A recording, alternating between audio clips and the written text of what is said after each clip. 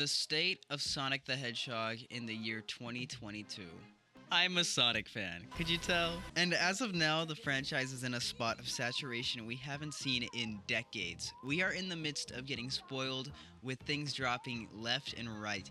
Let's just take a solid second to generalize everything that has come out or will come out within the next year. A remaster of a great game, a web cartoon, the best live-action video game movie of all time, another web cartoon, another movie, a live-action show on Paramount+, a remastered game collection, and finally, an open-world AAA Sonic the Hedgehog game. Now please, keep in mind, I mention all these things specifically with the bigger picture in mind. I'm not saying Sonic Colors Ultimate isn't a painfully mid-remaster, but at the end of the day, it's Sonic Colors. It's also not a Sonic exclusive problem that today's remasters of games are disappointing. Regardless of opinion, Sonic Colors when it came out was viewed as one of the handful of Sonic games to begin a golden era for Sonic back at the start of the 2010s. Yeah, the golden era that was shortly ended by you two! At the end of the day, what the average consumer is seeing is just a good Sonic game kicking off another golden era. Sonic 2, a literal cultural reset for not just the Sonic brand, but the video game movie genre as a whole. I don't know, maybe I should actually just make a review for this movie because I genuinely love it so much and I have so much to talk about. It has genuinely been euphoric seeing the overwhelming praise this film is getting by Sonic fans and non-fans alike. It is such an amazing movie and a breath of fresh air for fans who have sat through these characters being written and treated horribly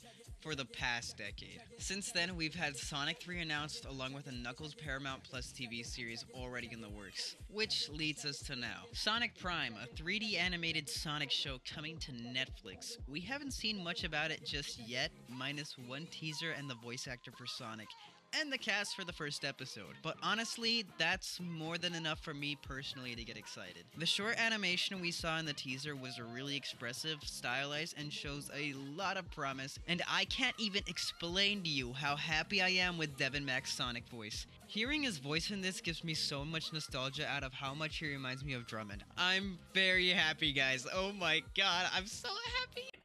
And I'm happy to announce that I'll be providing the voice of Devin Mack. The only thing in the cargo bay are those Master Emeralds.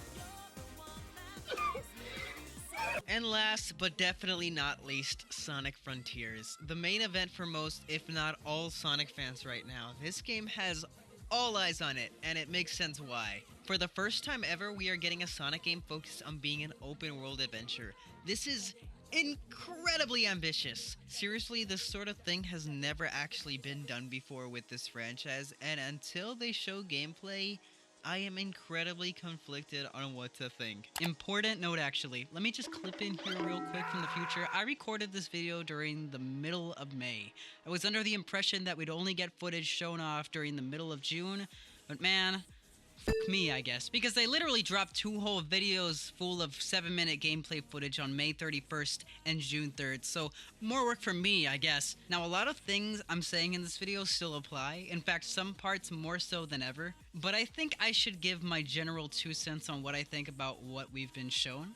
I'm just gonna list my pros and cons real quick, just so I can have all my thoughts organized. These are all subject to change, but the product that is being presented to me is what I'm basing my opinion on. Pros. The game is fucking beautiful. Sonic looks great, the world looks great, Sonic's shade of blue looks great. I know it's pretty annoying to see Sonic fans so attentive to the shade of blue Sonic has.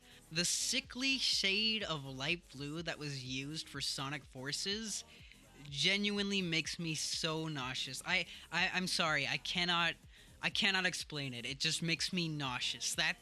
Sonic's general speed progression feels better than Force's. He doesn't just burst into running speed after walking for a little, and I appreciate that. The combat looks super fun and has the potential to be really challenging at times, taking into account the possibility that these enemies will probably get harder as the game goes on. It feels like you actually have to stop and think before attacking. If not, you're either gonna not do any damage at all, or the shield is gonna come back down and hit you. Not thinking at all seems like you could very much leave yourself open if mindlessly mashing buttons. And it feels like you could genuinely have a hard time if you're hypothetically getting jumped by more advanced enemies. It's still button mashy, but it definitely has some thought put into it, and I appreciate that. Climbing looks really cool. I never expected that in a Sonic game, but I'm really not complaining. It just looks really cool. Trick system is back, that's rad. It doesn't look as stylish or loose as Generations. Please fix the animations on that. Parkour is back, that's so cool. Generally, Sonic's playstyle and concept looks very fun. It's just the cons holding it back. Speaking of which, cons. There is no momentum or gravity. Sonic runs up mountains as easy as he can go down them. Even most games in the open world genre have a very solid sense of walking up a mountain is harder than walking down. This is not a Sonic fan standard issue. Sonic is incredibly slow. Even his top speed boost mode is nowhere near as fast or feels as fast as how games like Generations feel. Even looking at gameplay of Generations, it feels like Sonic is having the time of his life, eagerly covering more ground as he boosts through. There are little to no enemies in sight. This game has a huge focus on its combat. Shouldn't there be more enemies to show that? The animations we see are too tame and stiff. Sonic is an expressive character. I feel like his animations should show him reaching his hands out to feel the breeze of the air as he runs or falls more often. Again, I love the moveset Sonic has in this game. Am I a little upset that there's no spin dash? Absolutely, but also Sonic Unleashed has literally no rolling whatsoever, and it's my third favorite Sonic game.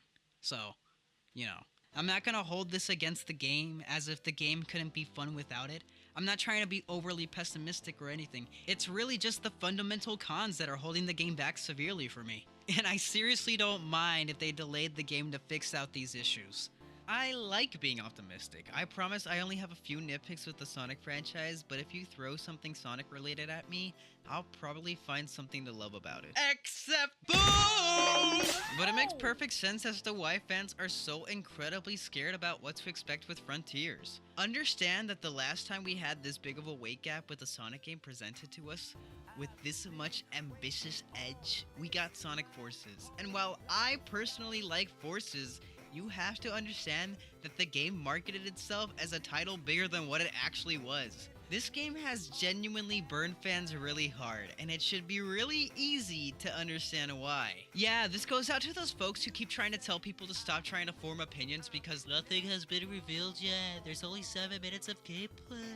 It's still an early build. I'm sorry, but if you can't understand why fans are already being so critical about this game after the years of chronic hatred Sonic Forces got, and just register these criticisms as jaded, cynical fans being overly negative, you haven't been paying attention and you really shouldn't be surprised if people call you dumb for it. Anyway, mini rant aside, fans have a lot of reason to be nervous with this game, especially since they're pulling a similar pattern as to what they were doing when Forces was coming out.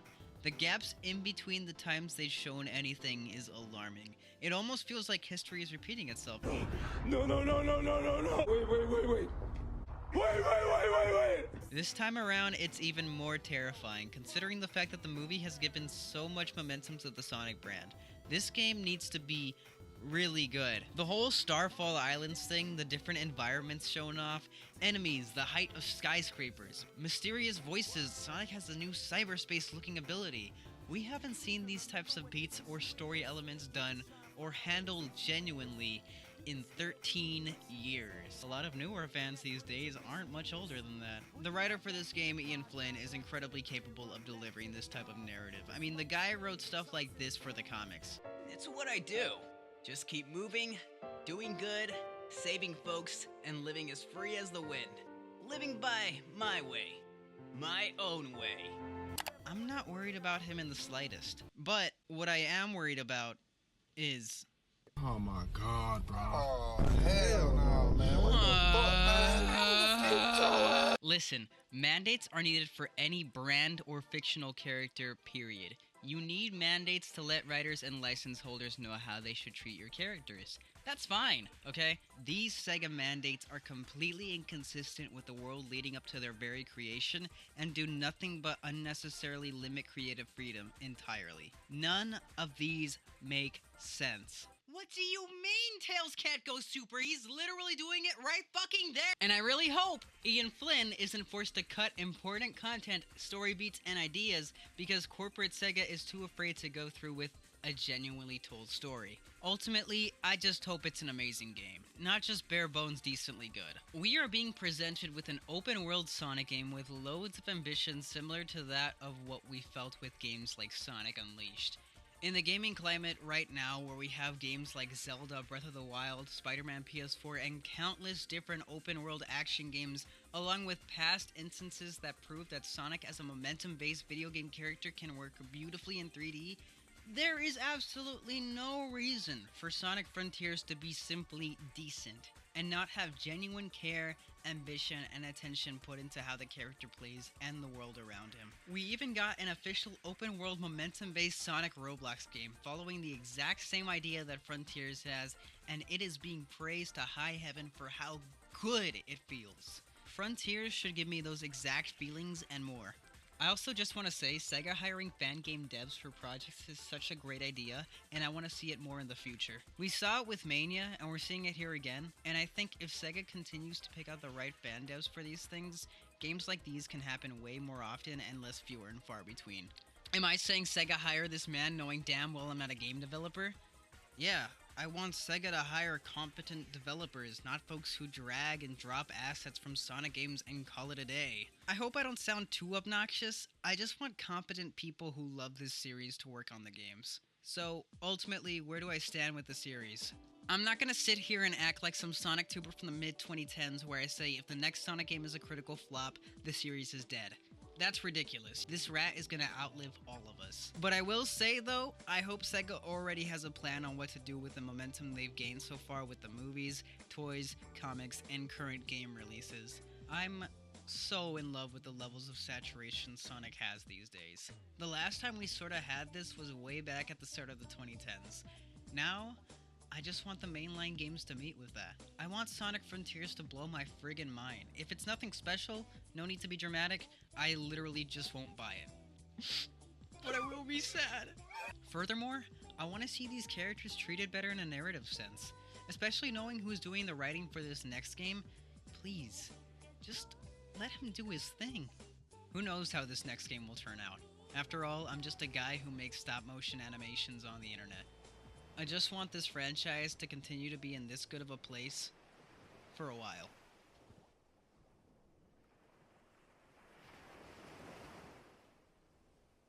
Oh shoot, I completely forgot to introduce myself. What's up everyone, it's me, Boostifer. Watch Sonic Onslaught and please subscribe, I'm begging you.